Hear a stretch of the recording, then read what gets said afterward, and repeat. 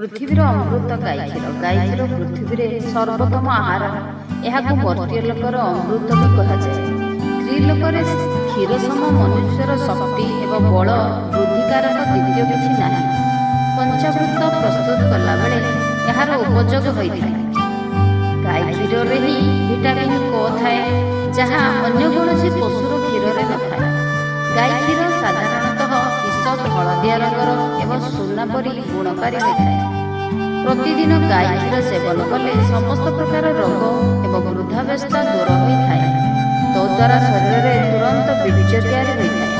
ଗାଈ କ୍ଷୀର ପୁରାତନ ଜ୍ୱର, ମାନସିକ ରୋଗାଗ୍ରସ୍ତ, ମୂର୍ଚ୍ଛା, ସ୍ମୃତିଭ୍ରମ, ଏନିମିଆ, ଜଳାପୋଡ଼ା, ତୃଷ୍ଣା, ହୃଦରୋଗ, ସ୍ଥୂଳ ରକ୍ତବିକାର, କ୍ୟାନ୍ସର, ରକ୍ତପିତ୍ତ, ଜନିରୋଗ ଆଦି ନିମନ୍ତେ ଶ୍ରେଷ୍ଠ। ଗାଈ କ୍ଷୀରର ପ୍ରସ୍ତୁତ ମିଠେଇ ଅନ୍ୟ ପଶୁ କ୍ଷୀରରେ ତିଆରି ମିଠେଇ ଅପେକ୍ଷା ବିଳମ୍ବରେ ନଷ୍ଟ ହୁଏ ନାହିଁ।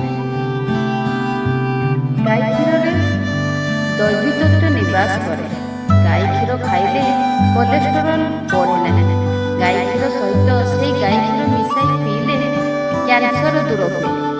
ଗାଈ କ୍ଷୀର ଅତ୍ୟନ୍ତ ସ୍ୱାଦିଷ୍ଟ, ସ୍ନିଗ୍ଧ, କୋମଳ, ଚିକ୍କଣ, ଶୀତଳ, ରୁଚିକର, ମେଧାବର୍ଦ୍ଧକ, ବଳବର୍ଦ୍ଧକ, ସ୍ମୃତିବର୍ଦ୍ଧକ, ରକ୍ତବର୍ଦ୍ଧକ, ଶକ୍ତିବର୍ଦ୍ଧକ ଏବଂ ସର୍ବରୋଗହାରକ।